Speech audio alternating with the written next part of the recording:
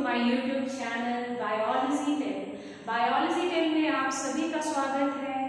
आज से इस सेशन में we are going to discuss renal tubule के बारे में हम डिस्कस करेंगे। लास्ट सेशन में हमने रीनल ट्यूब्यूल का फर्स्ट पार्ट पीसीटी के बारे में जाना था, प्रॉक्सिमल कन्वोल्यूटेड ट्यूब्यूल की डिटेल एनाटॉमी और आपका रीअब्जॉर्प्शंस के भी कुछ फंक्शंस को पढ़े थे। आज उसी को कंटिन्यू करेंगे, रीनल ट्यूब्यूल जिसके और सारे पार्ट्स जो है वो बचे हुए हैं, उन सारे पार्ट्स को हम डिस्कस करेंगे। अगर आप देखोगे स्टार्टिंग से लेकर अभी तक, जब से मैंने ये वीडियो बनाना शुरू किया है, मैंने स्टार्ट किया था किडनी का स्पेशल एनाटॉमी और स्ट्रक्चर, जिसमें हमने बात करी थी किडनी के स्ट्रक्चर्स के बारे में, उसके फंक्शंस के बारे में। फिर हम आ गए थे टिपिकल नेफ्रॉन, जिसमें नेफ्रॉन्स दो पार्ट्स में डिवाइडेड था, मेल्पिगियन कॉर्पसल्स ट्यूब्यूल और दूसरा रीनल ट्यूब्यूल। मेल्पिगियन कॉर्पसल्स में हमने बात करा था बाउमेन्स कैप्सूल और ग्लोमेरुलस, जिसमें हमने यूरिन फॉर्मेशन का फर्स्ट स्टेप पढ़ा था, अल्ट्राफिल्ट्रेशन। फिर हमने कल के भी सेशन में बात करा है, पीसीटी के बारे में बात किया है और यूरिन पाथवे के बारे में पढ़ा था। आज के सेशन में हम पढ़ेंगे लूप ऑफ हेनले पढ़ेंगे और पढ़ेंगे आपका डीसीटी और आपका लास्ट जो है नेफ्रॉन का जो लास्ट सेगमेंट होता है, लास्ट पार्ट कलेक्टिंग, और साथ में इसके फंक्शंस भी पढ़ेंगे और यूरिन फॉर्मेशन का जो सेकेंड प्रोसेस था ट्यूबुलर रीअब्जॉर्प्शंस, उसको भी पढ़ेंगे। ठीक है, तो देखो समझते हैं कि लूप ऑफ हेनले। ठीक है, लूप ऑफ हेनले कैसा दिखता है? बिल्कुल भी हेयर पिन लाइक स्ट्रक्चर्स। आप सभी ने हेयर में बन बनाया होगा, तो उसमें जो आप पिन लगाते हो, पिन फंसाते हो, वो पिन का जो स्ट्रक्चर होता है बिल्कुल लूप ऑफ हेनले के जैसा होता है। लूप ऑफ हेनले इस टाइप का स्ट्रक्चर्स को कैरी करता है, यानी कि देखिए ये आपका जो सेगमेंट था क्या था? पीसीटी था, और यही पीसीटी जो आगे की तरफ घूमकर और नीचे यानी नीचे की ट्यूब की तरफ जो बढ़ती है, तो वो कहला जाता है, पूरा ये स्ट्रक्चर जो है ये लूप ऑफ हेनले कहलाता है। तो देखो समझते हैं कि जो ये पीसीटी है, पीसीटी का जो लास्ट पार्ट है, पीसीटी कैसा हो रहा था? पीसीटी ऐसा था ना, कुछ ऐसा पीसीटी था, आगे की तरफ घुमावदार, और यही जो है आगे चल के जो फॉलो अप ले रहा था, है ना, ये बन रहा था आपका लूप ऑफ हेनले। तो देखो पीसीटी जो है, पीसीटी का जो थिकनेस होगा, जहां से पीसीटी आपका एंड हो रहा है और आगे चल के लूप ऑफ हेनले बन रहा है, तो ये जो पीसीटी का जो थिकनेस होगा वही क्या होगा? आपका लूप ऑफ हेनले का अपर पार्ट। सबसे पहले तो ये जानो कि जो लूप ऑफ हेनले है वो दो लिम्स में डिवाइडेड होता है। पहला है डिसेंडिंग लिम्स और दूसरा जो है वो है असेंडिंग लिम्स।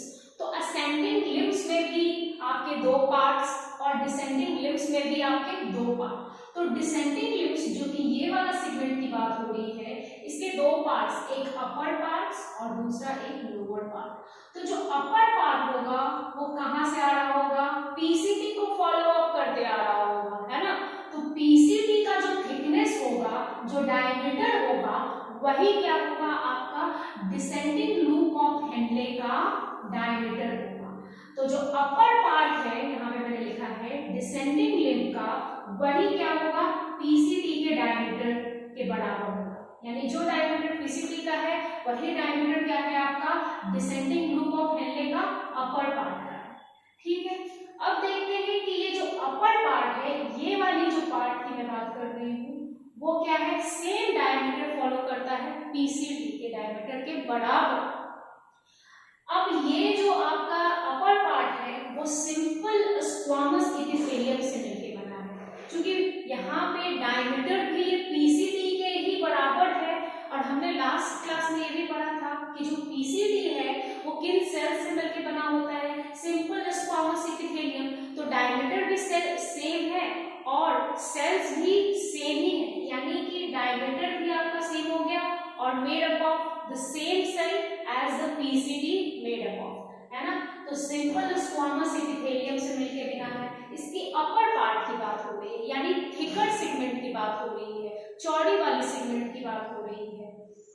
अब ये देखो अपर पार्ट हमने पढ़ लिया, अब हम इसके लोअर पार्ट की बात कर रहे हैं। डिसेंडिंग लूप ऑफ हैंडले का दो पार्ट, एक अपर और एक लोअर। तो जो लोअर पार्ट है वो क्या है, अपर पार्ट के कंपेयर में देखो पतला है, अपर पार्ट मोटा है और जो लोअर पार्ट है वो क्या है, पतला है, थिन सेगमेंट है। और ये जो थिन सेगमेंट है वो किससे मिलके बना है, फ्लैट स्क्वामस सेल से मिलके बना है। ठीक है, इतनी बात क्लियर हो गई। अब हम देखते हैं कि जो डिसेंडिंग लूप ऑफ हैंडले है यहाँ पे भी रीअब्जॉर्प्शन होता है।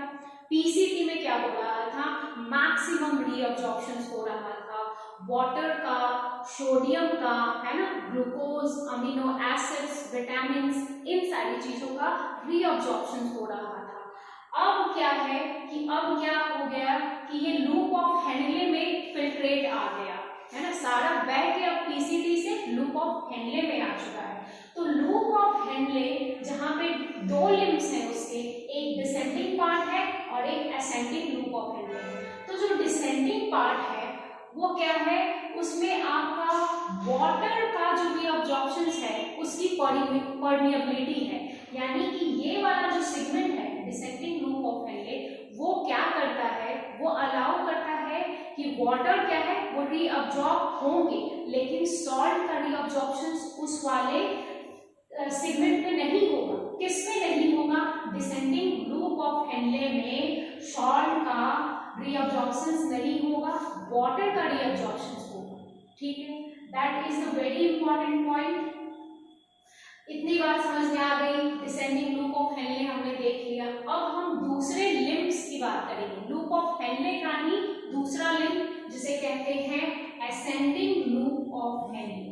असेंडिंग लिम्ब और लूप ऑफ हैंडले के भी दो पार्ट्स, एक आपका अपर पार्ट्स और दूसरा लोअर पार्ट, है ना, बिल्कुल इसकी तरह।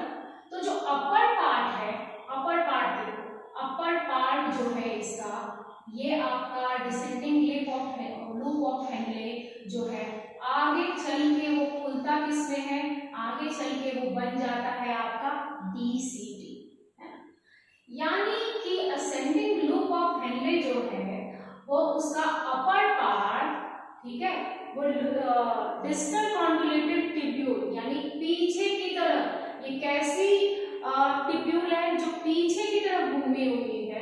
तो पीछे की तरफ घूमी हुई जो टिब्यूल है जिसका डायमीटर, जो इसका डायमीटर होगा वही upper part of ascending loop of Henle का होगा। ध्यान से देखो, जो ये डीसीटी है, क्या है ये डीसीटी है, और ये डीसीटी का जो अपर पार्ट है वही क्या है, असेंडिंग लूप ऑफ हैंडले का आपका अपर पार्ट का डायमीटर हो जाएगा। तो diameter is same as DCT. अब डीसीटी का अपर पार्ट का डायमीटर क्या है, सेम है, ये आपका असेंडिंग लूप ऑफ हैंडले के बराबर है।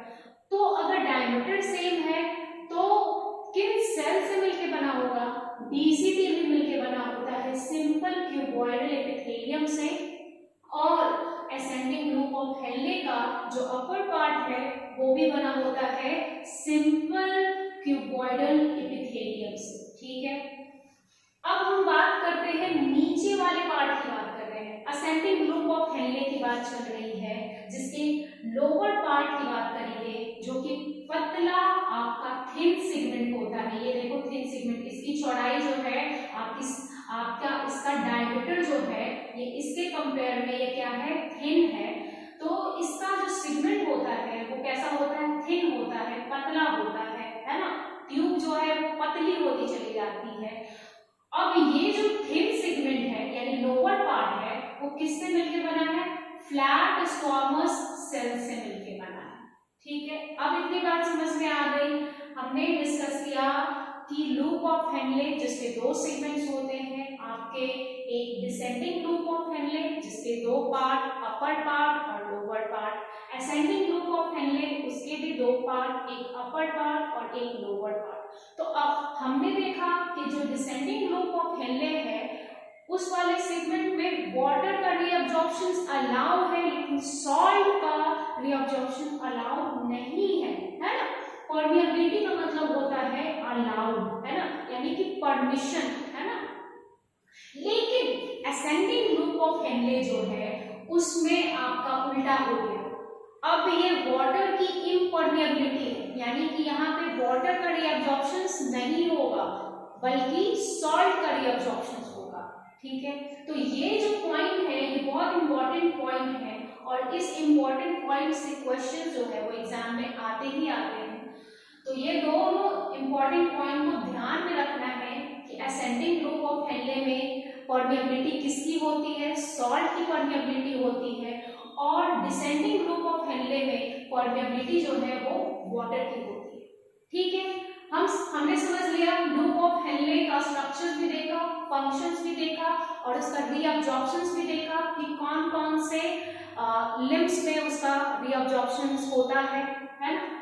अब हम देखेंगे कि डीसीटी, ठीक है, जो आपका असेंडिंग लूप ऑफ हेनले है जिसका अपर पार्ट आगे चल के बनाता है आगे की तरफ घूमा हुआ ट्यूब, और इस ट्यूब को कहते हैं डीसीटी, ठीक है। डीसीटी डिजिटल पीछे की तरफ कॉन्वोल्यूटेड घुमावदार ट्यूब्यूल, यानी पीछे की तरफ घूमी हुई नली को कहते हैं डीसीटी। डीसीटी भी किससे मिलकर बना होता है, सिंपल क्यूबॉइडल है ना। अब हमने क्या पढ़ा था कि जो भी फिल्ट्रेट बाउमेंस कैप्सूल से आपका पीसीटी वाले एरिया में आ रहा है जहां पे मैक्सिमम रीअब्जॉर्प्शन हो रहा था, पीसीटी में 85% रीअब्जॉर्प्शन हो रहा था फिल्ट्रेट का, जो भी वाटर थे, ऑयल्स थे, ग्लूकोज थे, अमीनो एसिड्स थे, विटामिन थे, वो सारे आपका सॉल्यूट का फिल्ट्रेट का रीअब्जॉर्प्शन हो जा रहा था। और रीअब्जॉर्प्शन करवा कौन रहा था, वहां पे माइटोकॉन्ड्रिया प्रेजेंट थे। जो माइटोकॉन्ड्रिया क्या कर रही थी, एनर्जी प्रोवाइड कर रही थी। पीसीटी के जो सेल्स जो हैं, जो आपका सिंपल स्क्वामस एपिथेलियल सेल से मिलके बने थे और जिसके ऊपर ब्रश बॉर्डर एपिथेलियल सेल्स थे, फिर माइक्रोविलाई प्रेजेंट था। इन सारे स्पेशल स्ट्रक्चर के कारण पीसीटी में 85% रीअब्जॉर्प्शन हो रहा था, जिसमें 65% तो अकेला वाटर रीअब्जॉर्ब हो रहा था। अब इस डीसीटी वाले सेक्शन में भी रीअब्जॉर्प्शन होगा, लेकिन पीसीटी के कंपेयर में इतना लार्ज नहीं होगा, पीसीटी के कंपेयर में कम होगा। पीसीटी के रीअब्जॉर्प्शंस करवाने के लिए आपका एक्टिव ट्रांसपोर्टेशन हो रहा था, है ना, जिसमें एनर्जी के हेल्प से ट्रांसपोर्टेशन हो रहा था। अब डीसीटी के पास ऐसी कोई स्पेशल जो है स्ट्रक्चर नहीं है, एनर्जी आखिरकार किन सारे आपके स्ट्रक्चर के हेल्प से वो डीसीटी करेगा। तो डीसीटी जहां पे डिजिटल कॉन्वोल्यूटेड ट्यूब्यूल है उस स्ट्रक्चर में भी आपका रीअब्जॉर्प्शन हो रहा है। उस रीअब्जॉर्प्शन के लिए कौन रिस्पॉन्सिबल होगा, तो हमने पढ़ा था कि जो किडनी होती है ना, किडनी क्या है, देखो ये आपकी किडनी है और ये किडनी के ऊपर एक ग्लैंड प्रेजेंट होता है। इस ग्लैंड का नाम क्या है, एड्रेनल ग्लैंड। क्या है, एड्रेनल ग्लैंड। और इस एड्रेनल ग्लैंड से हार्मोन का सिक्रेशन होता है। कौन कौन से हार्मोन निकल रहे हैं, एल्डोस्टेरोन निकल रहा है और आपका निकल रहा है एडीएच, जिसे बोलते हैं एंटी डायबिटिक हार्मोन। तो दो हार्मोन रिलीज हो रहा है, ये एड्रेनल ग्लैंड जो कि किडनी के ऊपर प्रेजेंट होता है और किडनी के टॉप पे प्रेजेंट होता है, और यही हार्मोन जो है वो डीसीटी वाले रीजन में क्या हो रहा है, सीक्रेट हो रहा है, रिलीज हो रहा है, एल्डोस्टेरोन रिलीज हो रहा है। और ये एल्डोस्टेरोन क्या कर रहा है, सोडियम के रीअब्जॉर्प्शन के लिए रिस्पॉन्सिबल है ना। यानी कि सोडियम जो है वो डीसीटी वाले रीजन में किसके हेल्प से रीअब्जॉर्ब हो रहा है, तो हार्मोन एल्डोस्टेरोन के हेल्प से। अब एंटी डायबिटिक हार्मोन, जो कि मैंने यहाँ पे नहीं लिखा है, स्पेस नहीं था, लेकिन मैं आपको बता दे रही हूँ कि एडीएच हार्मोन भी रिलीज होता है ये एड्रेनल ग्लैंड से, जिसे बोलते हैं एंटी डायबिटिक हार्मोन। और वो हार्मोन क्या, किन सारी चीजों के लिए रिस्पॉन्सिबल होता है, तो हार्मोन ADH जो है वो वाटर के रीअब्जॉर्प्शन के लिए क्या होता है, रिस्पॉन्सिबल होता है। तो DCT वाले रीजन में सोडियम का रीअब्जॉर्प्शन करवा रहा है एल्डोस्टेरोन, और ADH करवा रहा है वाटर का रीअब्जॉर्प्शन है। अब ये DCT आगे चल के किस वाले डक्ट में खुल रही है, इस डक्ट को बोल रहे हैं कलेक्टिंग डक्ट। अब कलेक्टिंग डक्ट देखो, इसका स्ट्रक्चर जो है वो मैंने यहाँ पे बनाया है, ठीक है। DCT distal convoluted tubule that is open in a duct called collecting duct। जिस डक्ट में DCT जो है वो आगे चल के जो खुल रहा है उसे कह रहे हैं कलेक्टिंग डक्ट। अब कलेक्टिंग डक्ट, अब जितने भी मिलियंस नेफ्रॉन हमने पढ़े थे वो सारे मिलियन नेफ्रॉन्स के आपके DCT जो है वो सारे DCT कहाँ खुल रहे हैं, कलेक्टिंग डक्ट में खुल रहे हैं। अब ये कलेक्टिंग डक्ट कहाँ खुल रहा है, आगे चल के डक्ट ऑफ बेलिनी में खुल रहा है ना। और ये जो डक्ट ऑफ बेलिनी है वो कहाँ खुल रहा है, आपका रीनल पेल्विस में खुल रहा है, और फिर रीनल पेल्विस से होते होते यूरेटर के हेल्प से यूरेट्रिक ब्लैडर में कलेक्ट हो जा रहा है, और फिर आपका यूरेथ्रा ओपनिंग के थ्रू यूरिन को बाहर रिलीज कर दिया जा रहा है। ये हमने कल पढ़ा था यूरिन का पाथवे, है ना। तो कलेक्टिंग डक्ट देखो जहाँ पे मिलियंस ऑफ नेफ्रॉन के DCT है ना ओपन हो रहे हैं, जैसे यूरिन, जैसे देखो यहाँ पे नंबर 1, नंबर 2, नंबर 3, नंबर 4, 5, यानी इस तरीके से आपका ये जो है ट्यूब लाइक स्ट्रक्चर, जहाँ पे ये ओपनिंग, जहाँ पे क्या है ये ओपनिंग आपका,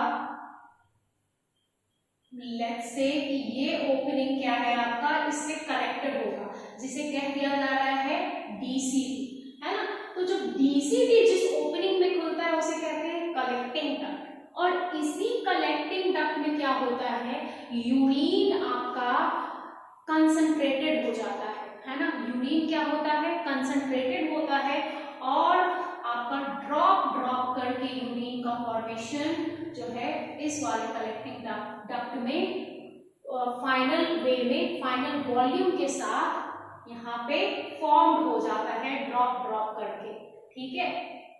और ये फाइनली क्या है, सारे कलेक्टिंग डक्ट ऑफ बेलिनी में खुल जाते हैं, जैसा कि हमने पढ़ा था। अब ये देखो, ये किडनी का एक टिपिकल स्ट्रक्चर जानो।